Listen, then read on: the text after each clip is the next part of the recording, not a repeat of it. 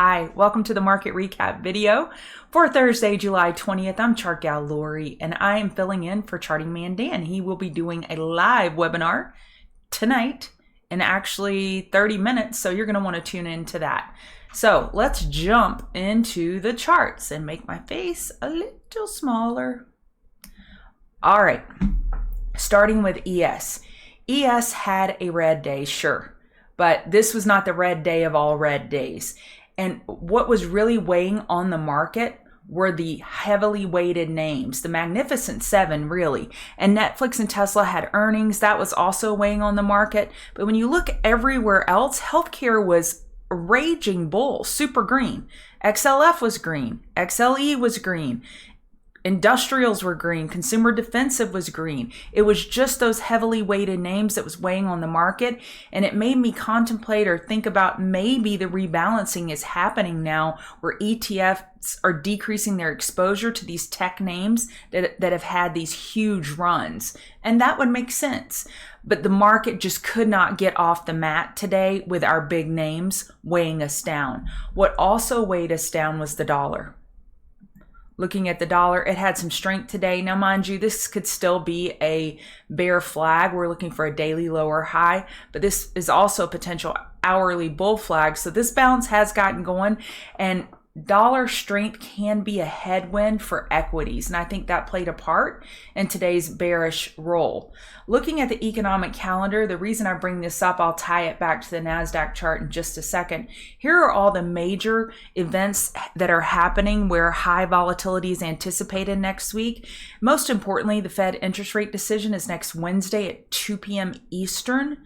So that could really move the markets. As we know, they were already pricing in a 0.25% hike, and we know all kinds of things can happen between now and then, and all these if-then scenarios.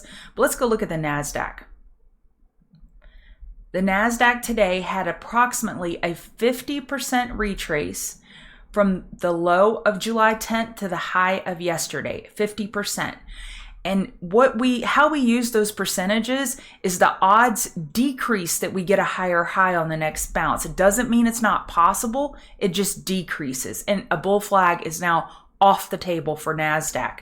So wouldn't it make sense for us to just go sideways into next week? And again, I'm just sequencing events to make it logical.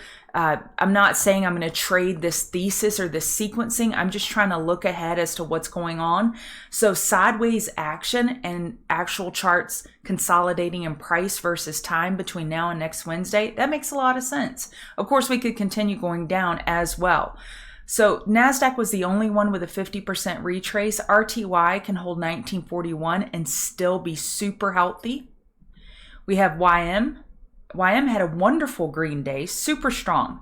So no problems there. So our three other major indices are very strong. We just had NASDAQ weighing us down today, and semiconductors. We had TSM earnings overnight as well that also weighed on those semiconductors.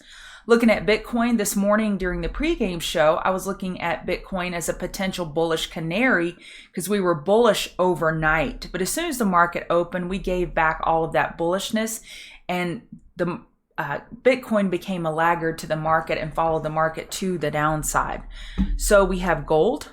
And if you were live with me on pregame show this morning, you saw that I shorted gold live, and I posted my exit in the TCG room.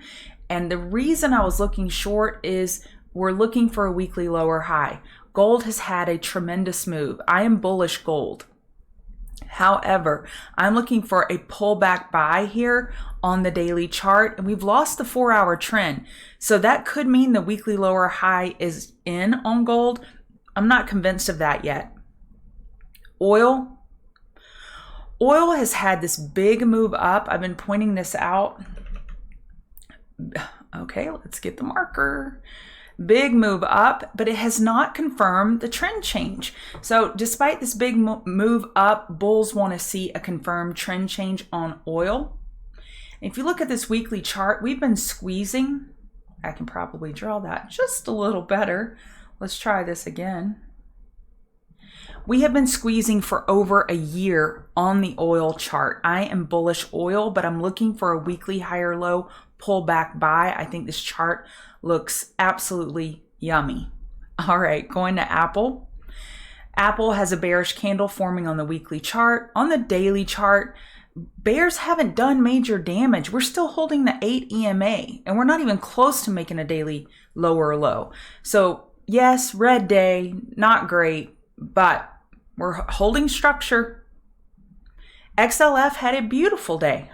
No problems here.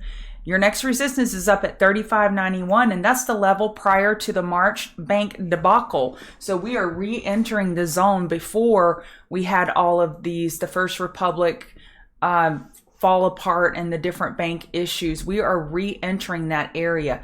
I would assume that 35.91 bears are eyeing that level. It's a Mars level, meaning you can see it from Mars. And I would be interested in shorting 35.91, but I would wait for a shorter term time frame trend confirmation to the downside before I shorted this big old bull. XLV, beautiful day. We broke this 135.25 resistance. Johnson & Johnson had earnings today. This chart looks great. This chart absolutely looks beautiful. Weekly EQ bull break this week, and now we're getting over the next resistance. Despite this strength, the market was unable to shake off QQQ weakness. XLY is a top watch for me tomorrow. So we are looking for a weekly higher low. 4-hour RSI is approaching oversold. I want to wake up tomorrow to XLY flushing, but I want it to hold 168.44 area, and that would be an area I'd be looking for a potential long. So gap down on XLY, gap down on Tesla. I'd be interested in longs on both of those.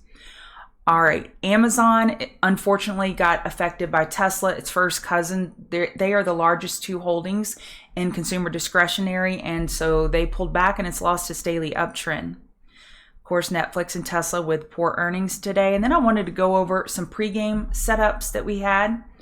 I was looking for this PLTR short. This was my setup this morning. I posted this short entry and location. I think it's nice to visualize location where you're looking to go short. And I was looking at that short with this daily bearish reversal candle we had yesterday. If you took that trade, you made out like a bandit. It worked out great.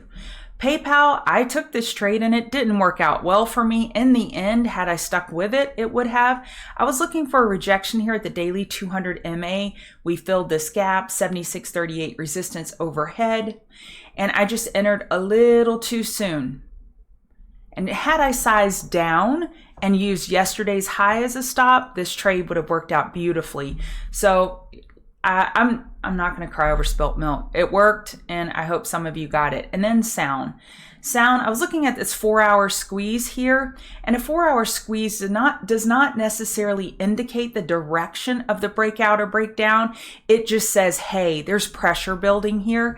And we were looking at it this morning, and my play was, if it broke above 353, it was a long. If it broke below 352, it was a short, and that trade worked out perfectly as well. Another one that didn't work out great was coin. I was looking at Bitcoin strength overnight, so I was eyeing the potential coin bull flag. And when Bitcoin got weak, all of the crypto miners got weak, and they just followed the market on down. As we know, Bitcoin and crypto can have some close correlation to QQQ, which was weak today. So that's it for the market recap, and I hope to see you at Dan's webinar. Again, I'll put the link in the video description. Thank you for being here, and use stop losses.